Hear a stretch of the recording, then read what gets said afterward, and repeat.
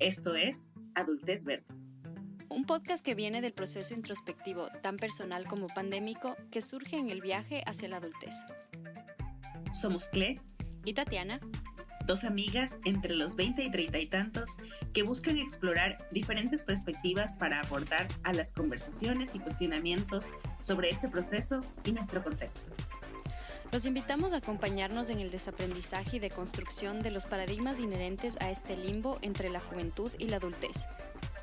Bienvenidas y bienvenidos. Hola a todos, bienvenidos a un programa más de Adultez Verde. Me presento, soy Donovan Rosester, soy escritor y editor literario en Editorial Salto al Reverso. Pero en esta ocasión he sido invitado al programa para una dinámica atípica. Yo como invitado no voy a ser entrevistado. Yo lo que voy a hacer es entrevistar a un personaje que ustedes ya conocen. Así que en este caso, el invitado será el entrevistador y nuestra invitada de hoy es una persona que no necesita presentación. Tiene 31 años, tiene una maestría en administración pública especializada en políticas sociales, es un amante del fútbol, no solo le gusta verlo, sino también jugarlo, y pues tiene una reciente afición a la fotografía. Es una ciudadana del mundo que ha vivido en 6 países diferentes en los últimos 10 años, así que dejando las presentaciones a un lado, vamos a lo que nos corresponde, que en este caso serían las preguntas. ¿Cómo estás, Tati? Muy buenos días. Hola, gracias por ser parte de esto. Te reclutamos para que nos hagas una entrevista y básicamente la dinámica va a ser similar. Nada más que ahora van a conocer en estos episodios especiales, digámoslo así, quiénes somos, tanto yo y la Cle. Entonces, y Jonathan nos va a hacer unas preguntas. Así que, nada, mil gracias y empecemos. Listo. Bueno, para empezar tengo una pregunta que tal vez los que recién están descubriendo su programa se han hecho. Y es, si existe alguna razón en especial para haber escogido el nombre Adultez Verde. Justo ese nombre, ¿por qué no otro?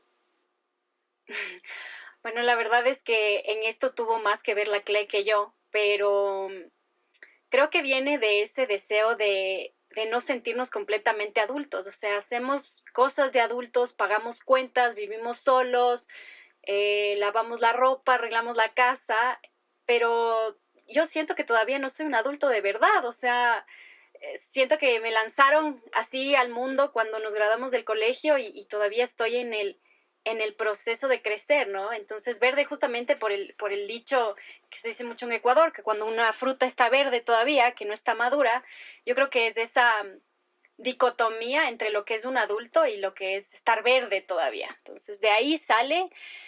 Probamos con varios nombres al inicio, pero creo que fue el que más pegó, digámoslo así. Así que, nada, por eso fue la razón. Bien, esa era una de las dudas que me intrigaban bastante antes de escuchar de su programa, honestamente, y pues ya ahora que tanto el público como yo las tenemos claro, ahora sí podríamos preguntarte algo ya de interés justamente para el público. Una pregunta muy honesta, ¿por qué crees tú o por qué crees que deberíamos ver el programa? ¿A quiénes le recomiendas este programa, Adultez Verde? Claro, justamente nosotros hicimos este programa para gente de nuestra edad o menores, sobre todo para gente que todavía no ha llegado a la etapa en la que nosotros estamos y que tiene miedo de probar cosas, que se encuentra como un poco disasociado y no sé, perdido. Yo le recomiendo a la gente que nos escuche para no sentirse solos y para darse cuenta que nosotros los adultos, digámoslo así, también estamos como que viviendo un día a la vez, tratando de improvisar un poco. Y que espero que esto les ayude de verdad primero, a atreverse a luchar por sus sueños. 2, un poco a entenderse, a quererse y a respetarse. Y 3, también a que encuentren un poco de empatía y que creen comunidad alrededor de estas ideas y de estos pensamientos que muchas veces no se los habla y se piensa que los adultos o los adultos en proceso tienen todo figure out, como se dice en inglés, pero no es así. Así que a la gente que nos escucha, que es menor a nosotros, que entiende, que vea que los adultos no saben nada. Y a nosotros, a la gente de nuestra edad, que nos escuchen para crear un poco de empatía y comunidad y que nos ayudemos los unos a los otros. Este es el objetivo básico de lo que queremos hacer, ¿no? De lo que queremos hacer como adultez.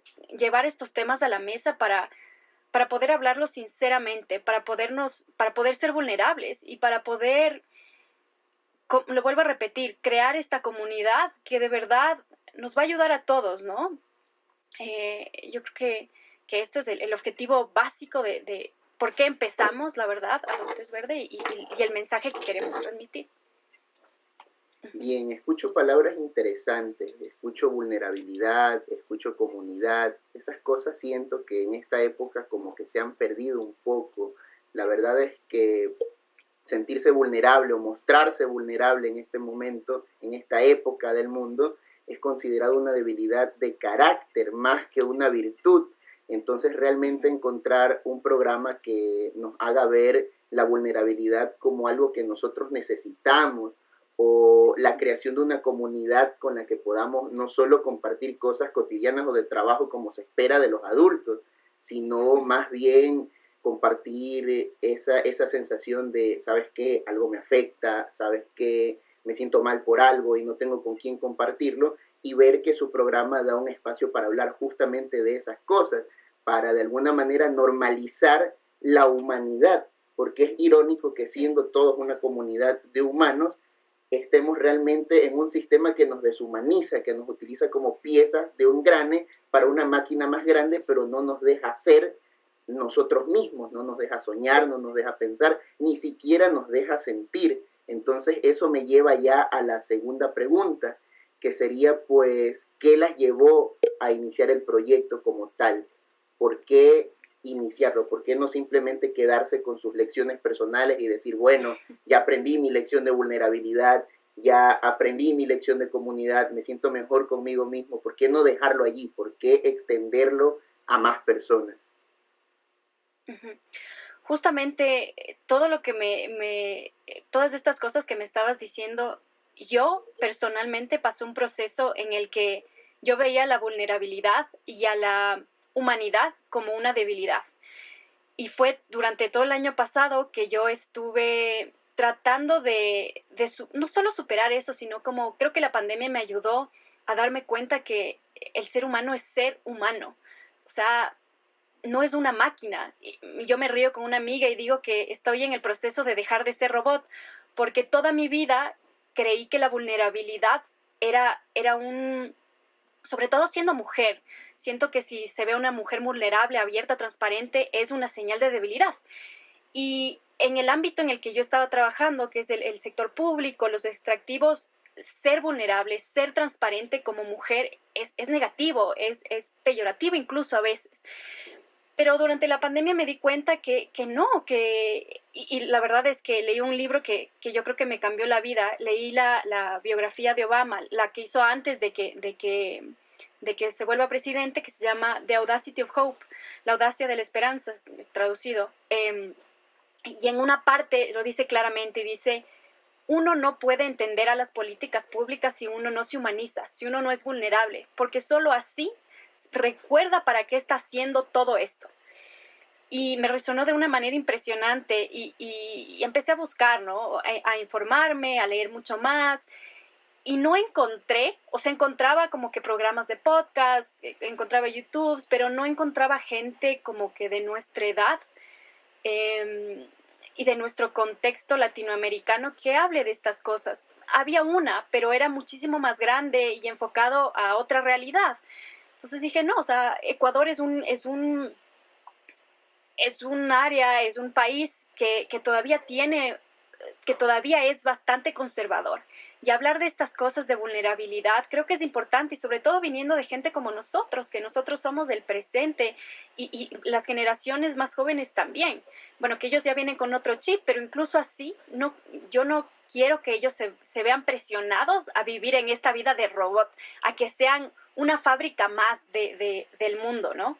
Y yo sentía que yo sí llegué a un punto en el que decía, wow, ¿quién soy yo? Soy una fábrica, o sea, soy un robot que no sabe sentir, que no sabe ser empático con la gente a la que trato yo de servir todos los días a través de mi trabajo. Y hacerlo en una forma pública no solo es algo...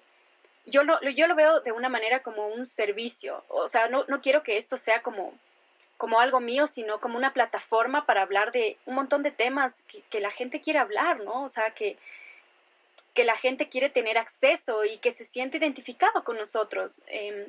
Entonces, por eso creo que sí lo vi necesario, sí lo vi menester hacerlo así. Me tomó muchísimo tiempo y fue un proceso larguísimo, pero aquí estamos.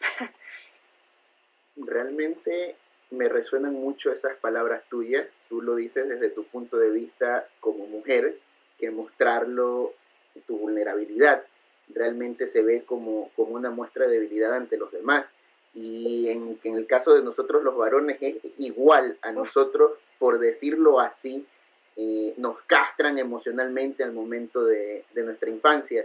Eres varón y no puedes llorar, es eres verdad. varón y no puedes expresar sentimientos, quédate quieto porque si lloras te doy otro. Entonces realmente sí siento que ha existido un proceso de deshumanización que ha llevado a la crianza latinoamericana, como tú dices, a un punto en que nos crean como robots, tanto Total, que ya hay adultos que crecen y se dedican y no saben por qué, por ejemplo, se sienten tan vacíos los fines de semana al punto de querer salir y simplemente embriagarse o tener encuentros casuales por ahí y sentirse igual de vacíos el resto de la semana, porque al verse limitados emocionalmente y al no poder expresar o al no encontrar personas que piensen igual, se sienten aislados, se sienten como si su caso total, fuera el único. Entonces también me resuena el hecho de que tú hablas de la pandemia. La pandemia de alguna manera vino como a frenar el asunto de los robots, porque los robots ahora sí, tenían que quedarse en casa, ahora los robots se total, enferman. Entonces hubo total, una oportunidad de alguna manera, gracias a la pandemia, de conectarnos por estos medios digitales, de pensar en otros temas como la vulnerabilidad y de crear comunidad, la importancia realmente de cosas que antes dábamos por sentado, el encuentro con otra persona, el abrazo de un ser querido, la compañía de alguien. Así que veo que tu motivo es más de servicio, tu motivo es más de no solo total, quedarte con la experiencia para ti, sino de llevarla a otras personas. Así que ya que total. tocamos el tema de la adultez en general y sobre todo aquí en Latinoamérica, ¿puedes contarnos un poco sobre cómo te sentías tú en tu propia adultez antes de decidirte a empezar el programa? Aparte de sentirte como robot y como una parte de engrane más de una máquina. Cuéntanos un poco. Claro. Yo creo que, como lo mencioné hace un ratito, llegué a un punto de mi vida en donde yo no me reconocía. Yo era un producto de las decisiones de alguien más. Deja tú de las decisiones de alguien más, porque yo las tomé. Tengo que hacerme responsable de estas decisiones, pero yo las tomé de una u otra forma influenciada por lo que se esperaba de mí. Siento que soy una persona que hasta hace un par de años me importaba y todavía, obviamente, me importa muchísimo lo que piense la gente de mí, pero llegué a un punto de mi vida que dije, no puede ser, o sea, ¿quién soy? ¿Quién eres, Tatiana? ¿Qué quieres? ¿Qué te gusta? ¿Qué es lo que, cuál es tú? Yo pensaba que yo tenía un objetivo y un propósito en la vida, pero llegas a un punto de tu vida y dices como que hasta qué, o sea, yo entiendo que la gente no vive in a vacuum, digámoslo así, pero hasta cierto punto mis decisiones y lo que se esperaba de mí influyó de tal manera que yo me vi empujada, obviamente por mis propias decisiones, a tomar caminos o a tomar trabajos o a hacer cosas que yo necesariamente no me sentía apasionada. Entonces trabajaba y estaba en un trabajo y después de un año me aburría, después de esos años me aburría y era como que, ¿y esto qué? O sea, no puede ser que esto sea toda la vida. Entonces llegué a mi punto que dije, ok, soy un adulto, pero necesito encontrar mi pasión. Necesito el servicio que yo estoy dando no llega a las personas que quiero que lleguen. Y me di cuenta también que si yo quería hacer un verdadero cambio, tenía que enfocarme mucho más en la persona, porque yo estudié políticas públicas y justamente es por eso, por mi sentimiento de servicio. Pero cuando trabajas en el sector público, cuando trabajas en las compañías, te das cuenta que a veces hay esa desconexión entre estas grandes instituciones y el ser humano. Entonces, si te das cuenta, donde empieza el cambio es en las personas, en las comunidades. again, vuelvo a repetir lo que dijo Obama, él creó, sus inicios fueron justamente, él era un community organizer, entonces regresar a la comunidad fue algo que me inspiró y que me llevó a superar también un poco el miedo que tenía yo de volverme vulnerable frente a las cámaras, frente a toda la gente, y me costó, obviamente, y de hecho creo que no lo podría haber hecho si no hubiera sido con la CLE, porque yo tenía esto preparado desde hace más de un año casi, y lo hice yo, y traté de hacerlo con alguien más, y con mi hermano y demás, pero yo creo que la CLE llegó en un momento preciso para que ella me ayude un poco a superar el miedo, que todavía lo tengo todos los días, y todavía me cuestiono todos los días, pero tener a la CLE ahí como de mi compañera, la verdad es que me ha ayudado un montón. Y sí, o sea, todavía tengo miedo y demás, pero lo hago con miedo.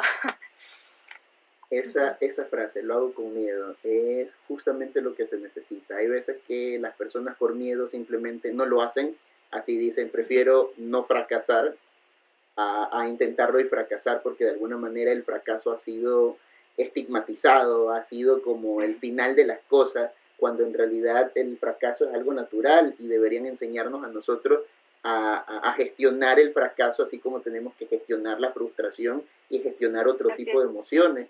Entonces, eso que dice sin duda, de mostrarse vulnerable ante las cámaras, es algo que requiere mucho esfuerzo, requiere dedicación, lo que han estado haciendo tanto Clelia como tú. Me recuerda tanto a la página en blanco que sufren los escritores. Cuando el escritor Total. se enfrenta a la página en blanco, siente un gran miedo, siente tensión. Así que me imagino que lo mismo se ha de aplicar a un proyecto como el tuyo, que en algún momento la página en blanco tenía que haber sido algo aterrador, ver algo grande, muchas cosas por hacer y tener que levantarlo desde cero. Cuéntanos un poco sobre los miedos e inseguridades que tuviste antes de iniciar Adultez Verde, las cosas que tuviste que afrontar o los muros que tuviste que romper para poder decidirte ya a implementarlo, no solo a tenerlo como idea. Claro.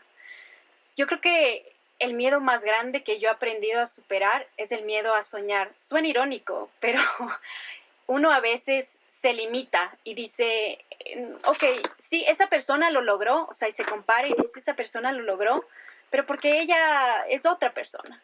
Pero uno no se da la oportunidad y no se quita el miedo de aprender a soñar, de aprender sí, a amar algo con tanto corazón que puede entregar su vida completa a esto, a un proyecto que es suyo. El miedo en mi vida ha sido una constante. Yo he tenido miedo, como tú lo mencionabas, a fracasar. Creo que ese ha sido mi más grande miedo, la verdad, porque he estado tan enfocada en seguir las reglas, en hacer lo que se espera de mí, en ser un modelo, que para mí la opción de fracasar o de equivocarme o de meterme en algo que probablemente no sepa nada, como es esto. Literal aprendí desde a tomar una foto, a editar, a cómo funcionan los micrófonos, a cómo funcionan miles de programas.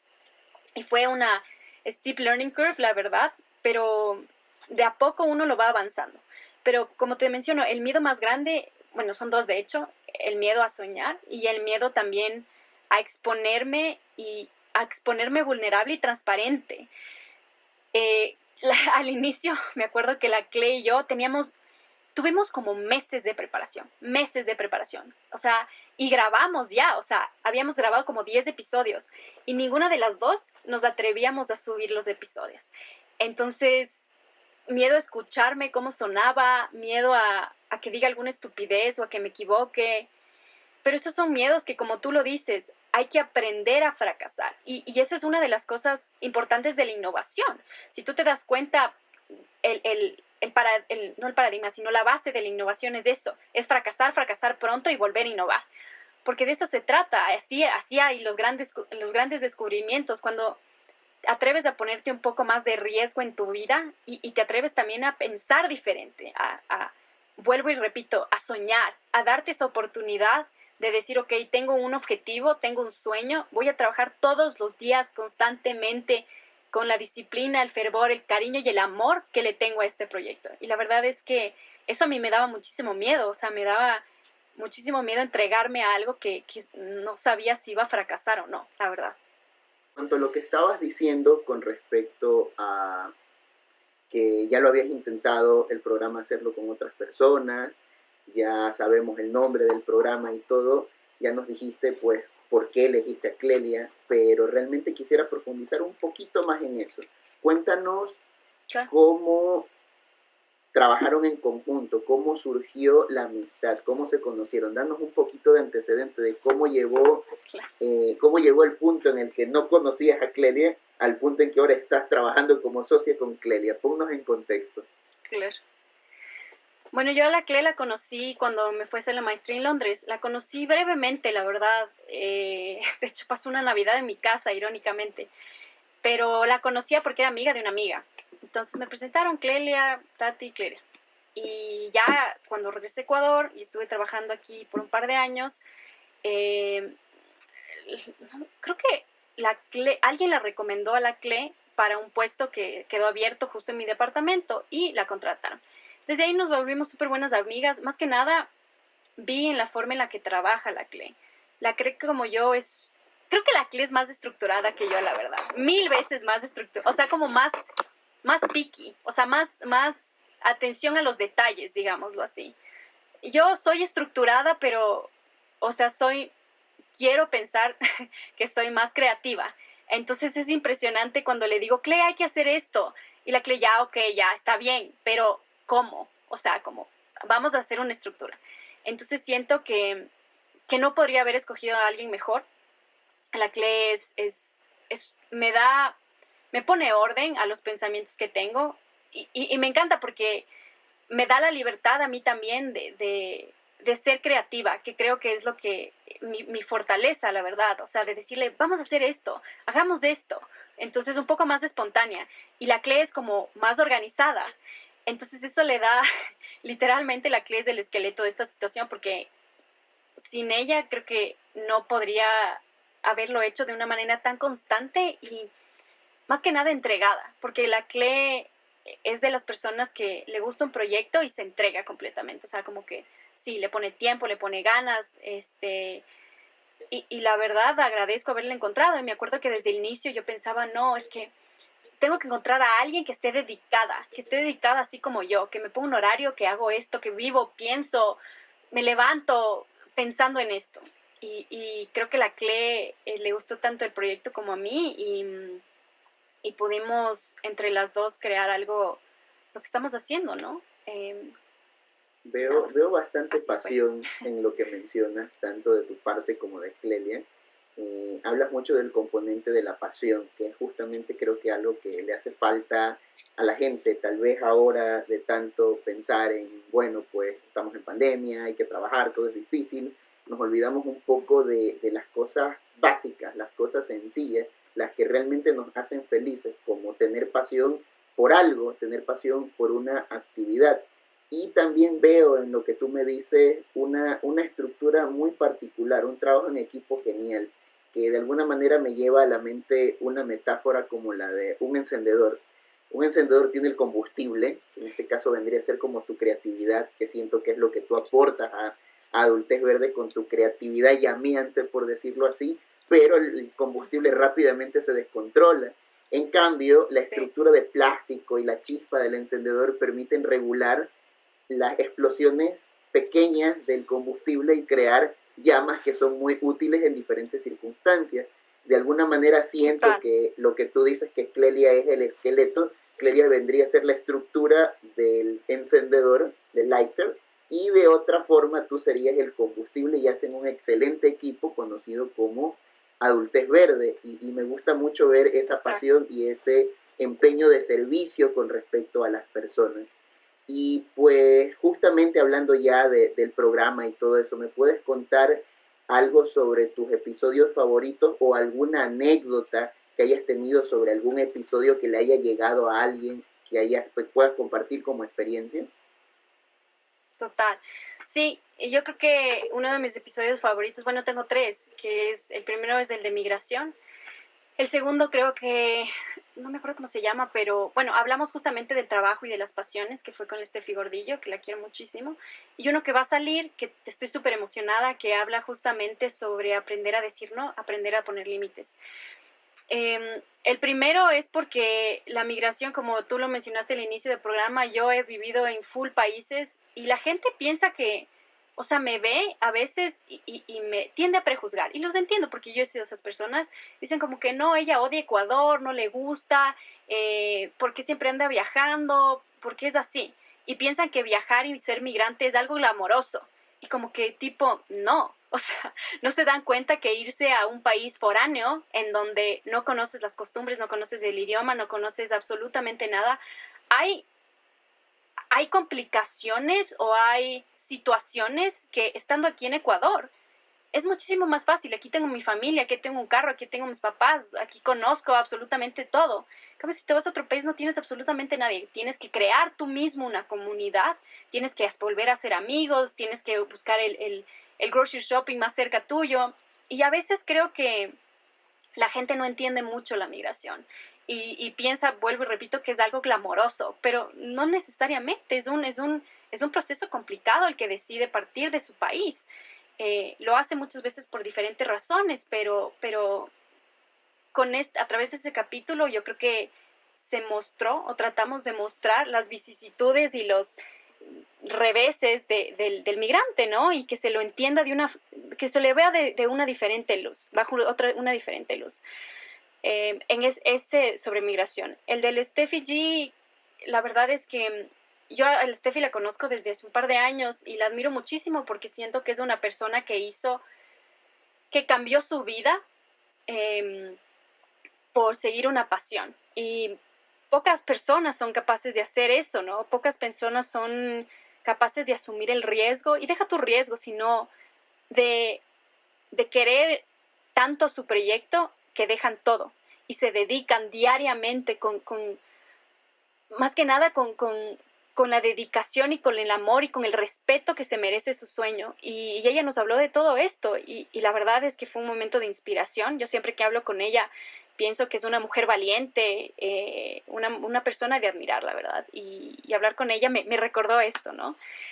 Y el tercero que habla sobre, bueno, les voy a hacer un poquito un adelanto, pero que habla sobre cómo decir no, básicamente. También hablamos con una mujer fascinante, la quiero mucho. La conozco igual de LSI, pero que justamente habla de esto, de qué hacer para poner límites, aprender a decir no. Y creo que esto a lo largo de mi vida ha sido una constante porque no he sido capaz de establecer esos límites, sobre todo con los papás. Y bueno, ahí ya verán, pero esos son los tres que me han marcado, la verdad. Bien, ya como para ir cerrando la entrevista y también para que al final nos ayudes con lo que se viene, te tengo unas últimas preguntas. ¿Nos puedes decir ahora que ya ha ocurrido la experiencia de haber hecho varios episodios de Adultez Verde, haber hecho los retos de la semana, las presentaciones constantes que hacen en los Reels, en los en vivos de Instagram? Cuéntame ahora cómo te sientes tú como adulta después de ese proceso. ¿Cómo sientes que ha afectado Adultez Verde a tu vida? La verdad es que creo que me ha mostrado una cara de mí que yo no conocía, que es justamente arriesgarme un poco más por lo que de verdad amo. Y obviamente me ha vuelto una persona más vulnerable, una persona más abierta y transparente, y me ha quitado un poquito el miedo, la verdad. Sigo teniendo miedo constante todos los días, pero sí me ha ayudado a como recalibrar ese miedo, a entenderlo como lo que es, un mecanismo de defensa, y a veces no darle tanta importancia, ¿no? Eso creo yo, básicamente. Y lo que se viene y lo que quisiéramos mostrar a través de Adultez Verde es, literalmente, yo quisiera lograr la viralización de la vulnerabilidad, porque haciéndonos más humanos es como vamos a entender a otros humanos y vamos a poder tomar decisiones adecuadas que nos ayuden a crecer, que nos ayuden, que dejemos de ser tan egoístas, que pensemos un poco más en el otro. y que de verdad entendamos esa comunidad, ¿no? Entonces, eso creo que es mi objetivo. Se vienen varios cambios entre ellos estos episodios en donde nos mostramos un poco más vulnerables y nos conocen mejor, ¿no? Y que ese es el objetivo, ¿no? Porque nosotros somos los hosts, pero a veces no nos adentramos tanto en nuestra vida ni en cómo esto nos afecta, ¿no? Y creo que es básico para generar un poquito más de empatía, ¿no? Hacernos más humanos para entender mejor a otros humanos. Realmente es una máxima bastante apreciable, bastante profunda, y veo que eso es lo que rige Adultez Verde. Ayudar a los demás a comprender su propia humanidad para a su vez aplicarla en forma de empatía a otros seres humanos. Esto fue la entrevista con Tatiana Alarcón, cofundadora de Adultez Verde. Cuéntanos qué tipo de entrevistas más se vienen y con eso cerramos esta agradable conversación que hemos tenido contigo. Cuéntanos de los episodios especiales. Sí, estos básicamente son 2 episodios especiales en donde nos van a conocer a la Clay y a mí. Y vamos a hacer un live, como todos los jueves, en donde va a estar Jonathan también y nos va a ayudar con varias preguntas que ustedes quieran conocer sobre nosotros. O sea, lo que nos quieran preguntar, digamos, tanto a mí como a la Clay. Les estaremos dando un poquito más de tiempo durante nuestro live del jueves. Van a ser 2 episodios especiales, este y el de la Clay. Entonces, eso, vamos a seguir, o sea, la misma dinámica de siempre, ajustando un poquito los formatos, ¿no? Nos van a poder ver en YouTube ahora, esto va a estar en YouTube, no solo en Spotify. Entonces creo que eso también genera un poquito más de cercanía, ¿no? Y accesibilidad también para la gente que nos quiere escuchar. Eso.